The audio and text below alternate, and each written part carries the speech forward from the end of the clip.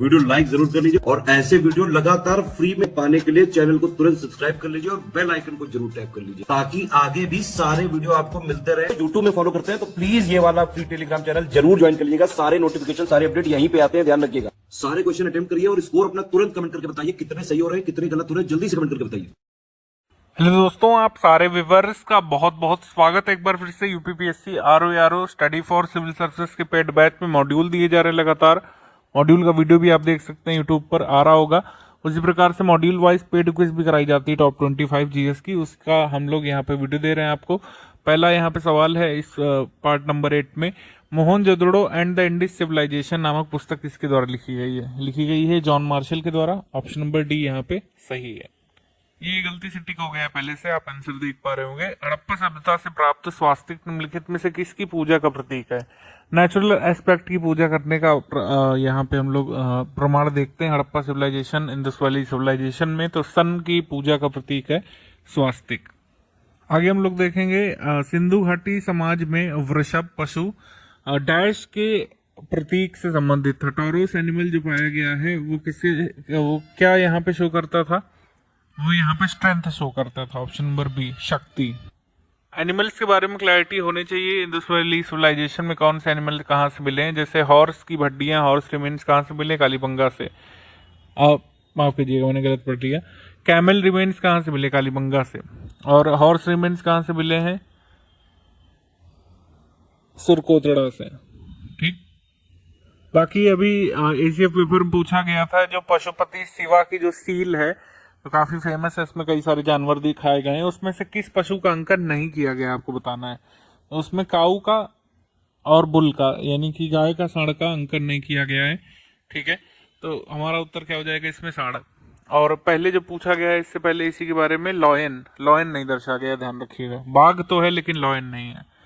और इन सभी के अलावा कौन सा है? हाथी जो है, भैंस जो है या भैंसा हम लोग कह सकते हैं, बाघ भी है, एक सींग वाला गैंडा भी है, ठीक है, हिरन भी है, लेकिन ये गाय सांड नहीं है और लॉयन भी नहीं है। अगला हमारा सवाल है 1 अक्टूबर 1937 को स्थापित भारत के संघीय न्यायालय में पहले मुख्य न्यायाधीश कौन से थे? हमारे क्विज ग्रुप ने सबने इसमें एलिजा इम्फे लगा दिया था बिना पढ़े ही भी, क्योंकि फेडरल कोर्ट की बात कर रहे हैं ना, सुप्रीम कोर्ट ऑफ जुडिकेचर की बात थोड़ी ना कर रहे हैं जो आपका वहां पे खुला था बंगाल में, उसकी बात नहीं हो रही। यहाँ पर बात हो रही फेडरल कोर्ट की। फेडरल कोर्ट के बने थे एलिजा इम्फे नहीं है सर, मॉरिस गोयर बने थे। एलिजा इम्फे तो सुप्रीम कोर्ट ऑफ जुडिकेचर जो खुला था उसके बने थे। भारत सरकार अधिनियम या भारत शासन अधिनियम 1935 के अंतर्गत प्रांतीय स्वायत्तता के संबंध में क्या कथन गलत है? ठीक, तो प्रांतीय स्तर पर द्वैत शासन को समाप्त किया गया था, ये सही है। ब्रिटिश अधिकारी किसी भी प्रांतीय सरकार को निलंबित कर सकते थे, सही।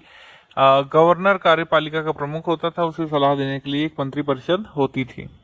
तो हम लोग कह सकते हैं इसमें कोई भी कथन आपका गलत नहीं है। अगर आपसे कहें प्रांतीय स्तर पर जो द्वैत शासन की प्रणाली है कब इंट्रोड्यूस की गई थी, तो उसका आंसर हो जाएगा मिंटो मॉर्ले रिफॉर्म्स से। ठीक है, मिंटो मॉर्ले सुधार जो आया था उससे इंट्रोड्यूस की गई थी डायर की प्रोविंशियल लेवल पर। ठीक है, इसमें भी ये आपका इंग्लिश मीडियम से, इसमें नन ऑफ द अबव हो जाएगा। Option number D. भारत स्वतंत्रता अधिनियम ने वायसराय के पद को समाप्त कर दिया था। वायसराय का पद अस्तित्व में कब आता है? एक्चुअली ये पद का नाम बदला गया था। गवर्नर जनरल वायसराय किस एक्ट से बना था? 1858 के एक्ट से, पता होना चाहिए आपको।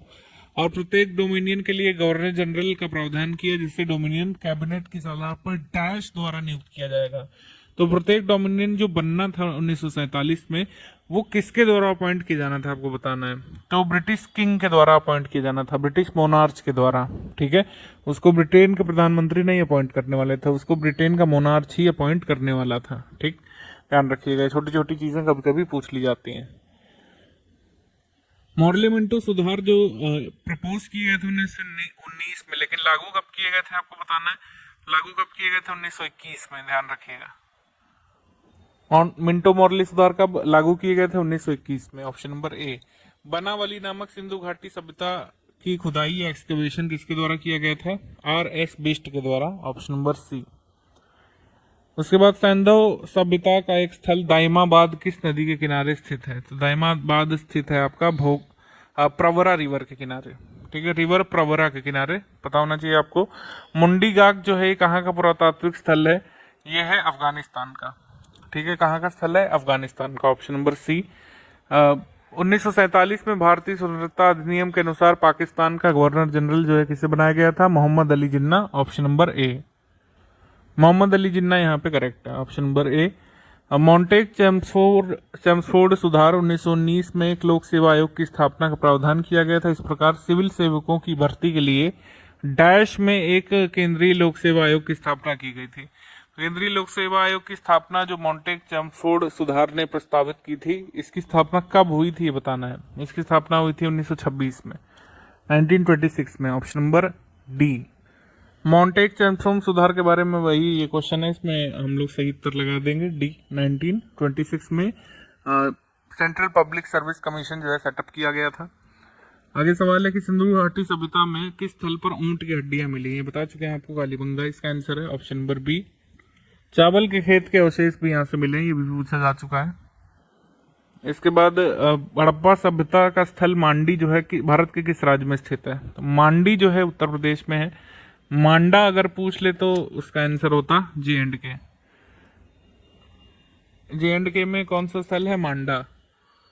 लेकिन मांडी कहाँ है, ये मांडी अपने उत्तर प्रदेश में है, कहाँ पे, मुजफ्फरनगर में।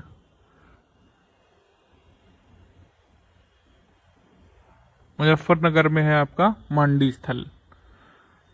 निम्नलिखित हड़प्पा शहरों को उत्तर से दक्षिण की ओर भौगोलिक अनुक्रम में लगाना है। दक्षिण से उत्तर की ओर आपको लगाना, उत्तर से दक्षिण सॉरी, यानी इस क्रम में लगाना है, ऊपर से नीचे के क्रम में।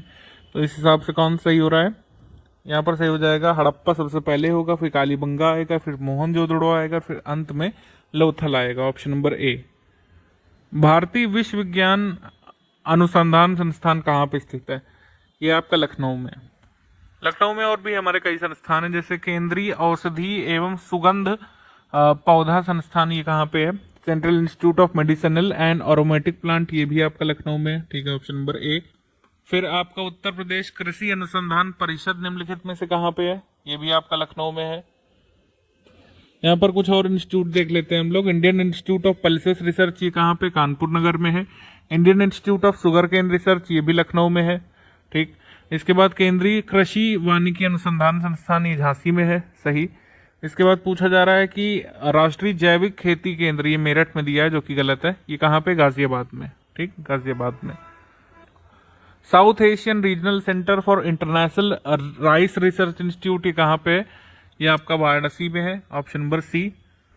Headquarter of directorate of marketing and inspection government of India, ये कहाँ पे है, इसका एक मतलब एक कार्यालय कहाँ पे है, यहाँ पे फरीदाबाद में, ठीक है। इंडिया इंडिपेंडेंस एक्ट के बारे में भी हमने बात की। इसको मंजूरी कब मिली थी, ब्रिटेन की शाही सहमति इसको कब प्राप्त हुई थी, वो डेट है 18 जुलाई 1947, ध्यान रखेंगे।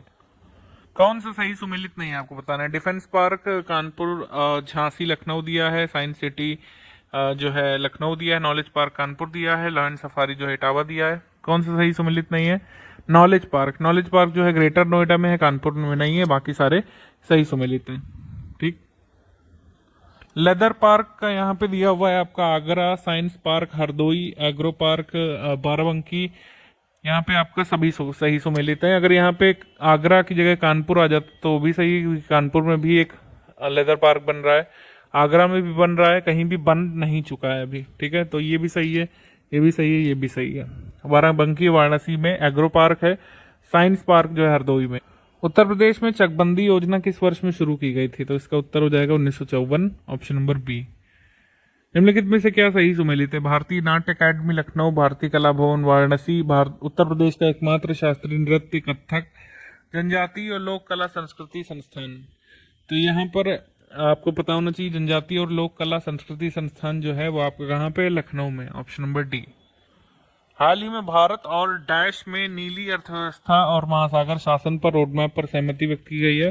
भारत और फ्रांस ने ब्लू इकोनॉमी और ओशियन गवर्नेंस पर एक समझौता किया है, और एसबीआई ने अभी एक डेडिकेटेड सेंट्रल प्रोसेसिंग सेल अभी लॉन्च किया है कुल मिलाकर सोलर प्रोजेक्ट्स को फाइनेंस करने के लिए। तो हमारा उत्तर हो जाएगा एसबीआई बी। उत्तर प्रदेश में डैश वन्यजीव अभ्यारण्य को 48वें रामसर स्थल के रूप में जोड़ा गया था, बखीरा को, सही है। किस जिले में है बखीरा, कमेंट करके बताएंगे आप। और अभी जो है रामसर स्थल जो है 75 हो चुके हैं। आज़ादी का अमृत महोत्सव जो हमने बनाया तो मिनिस्ट्री ऑफ इन्वायरमेंट ने भी कहा कि 75 अब हो चुके हैं रामसर स्थल। भारत का सबसे बड़ा इलेक्ट्रॉनिक वाहन चार्जिंग स्टेशन जो है कहाँ पे शुरू किया गया है? गुरुग्राम में। इंटरनेशनल सोलर अलायंस का जो हेडक्वार्टर है वो कहाँ पे है? ठीक है, वो भी आपके यहीं पे है, गुरुग्राम में, ध्यान रखेंगे। भारतीय मूल के एंटोनियो कोस्टा जो है कहाँ के प्रधानमंत्री दोबारा नियुक्त हुए थे? तो ये पुर्तगाल के दोबारा जो है नियुक्त हो चुके हैं प्रधानमंत्री। पोर्चुगल की कैपिटल क्या है? लिस्बन है।